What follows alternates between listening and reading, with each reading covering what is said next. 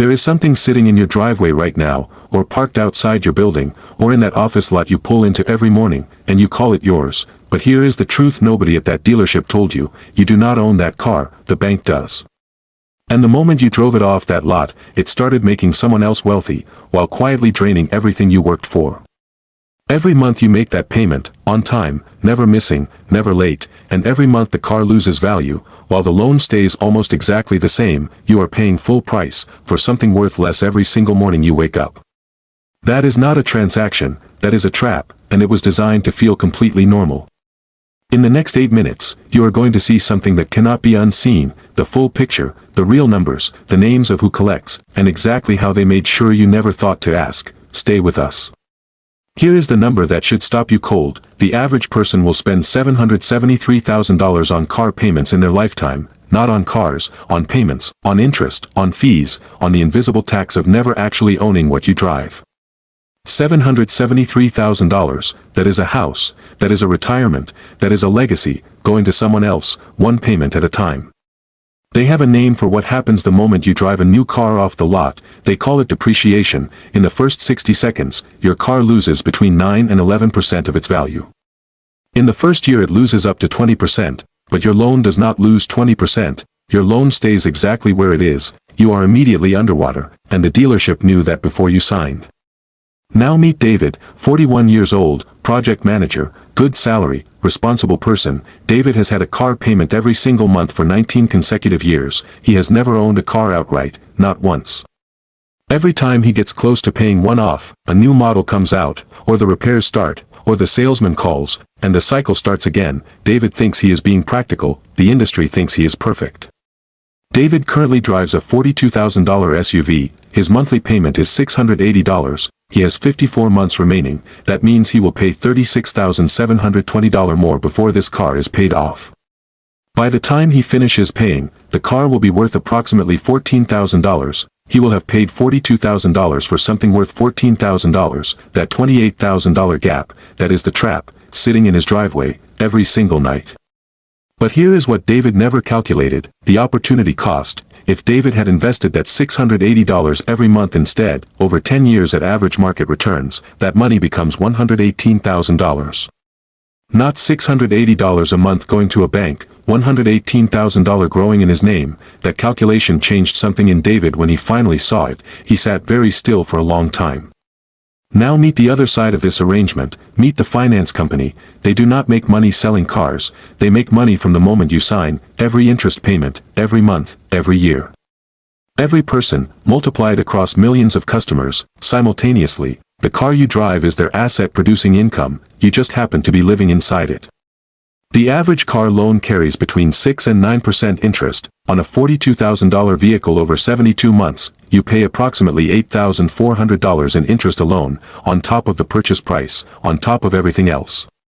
By the time you add everything together, the true cost of that car is not $42,000, it is closer to $67,000, and nobody shows you that number when you are sitting in the finance office. There is a psychological trick built into every car dealership in the world, and it is so simple it is almost embarrassing. They never talk about the price of the car, they talk about the monthly payment.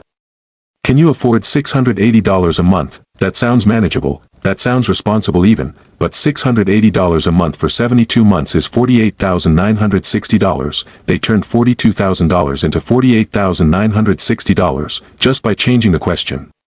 David has a colleague named Marcus, same age, same industry, roughly similar income. Marcus has not had a car payment in 11 years, he drives a 4-year-old car he bought outright for $18,000. While David has been paying $680 a month for 19 years, Marcus has been investing that equivalent amount. Marcus has $340,000 in investments, David has a depreciating SUV and 54 months left on his loan. And before you think this is about being cheap, or driving something embarrassing, Marcus drives a clean, reliable, well-maintained vehicle. Nobody looks at Marcus and thinks he is struggling. They look at David in his $42,000 SUV and assume he is doing well, but David is asset poor. Marcus is quietly building wealth. The car in your driveway signals prosperity to everyone outside, and drains it from everyone inside. Warren Buffett said it clearly: do not buy things you do not need with money you do not have to impress people you do not like. The car industry built an entire economy on the exact opposite of that principle. Here is something the finance office never tells you. A car is the only major purchase where the seller celebrates your decision to finance. When you buy a house and finance it, the asset appreciates. When you buy a car and finance it, the asset evaporates.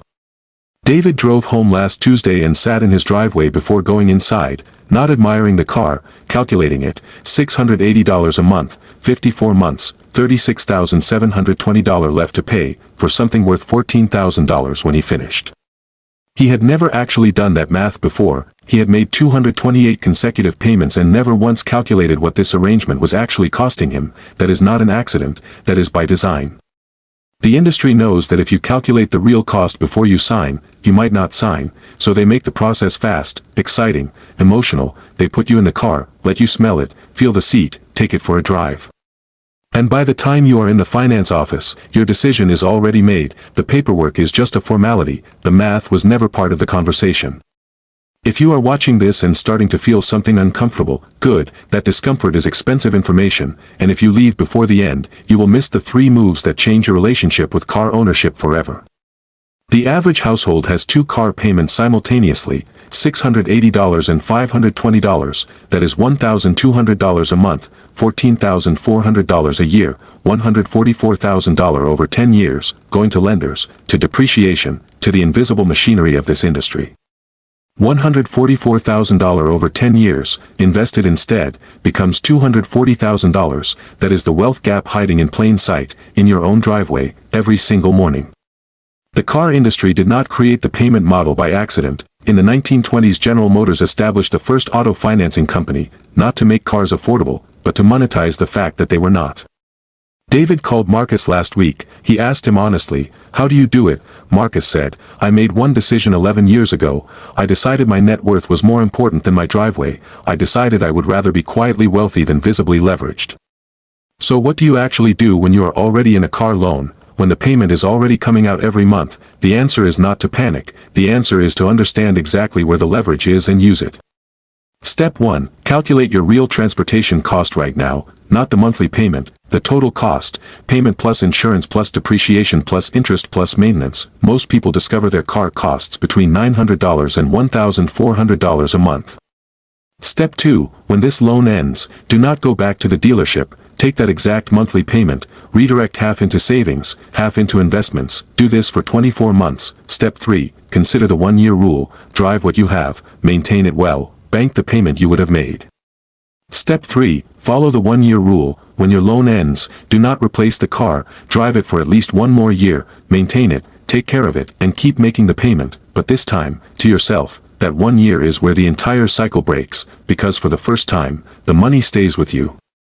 This was never just about a car. It was about a system that quietly normalized losing money in a way that feels responsible, and once you see it, you cannot unsee it. The numbers were always there. The difference now is, so are you. David still drives the same SUV, 40 payments left, but something is fundamentally different now. He does not see a car anymore. He sees a lesson, an expensive one, but a lesson he will only pay once. When those 40 payments are done, the cycle ends, not because he cannot afford a new one, because he finally understands what affording it actually costs. The car payment trap is real. It was by design. So is his escape. If this video changed how you see car payments, share it with someone who still thinks it's normal. Drop a comment with your current monthly payment and how many months you have left. We read them. And if you want more breakdowns like this, subscribe, because next we expose the mortgage trap, the credit system, and the subscription economy designed to drain your income quietly. The system was built this way. Now you see it. And that changes everything.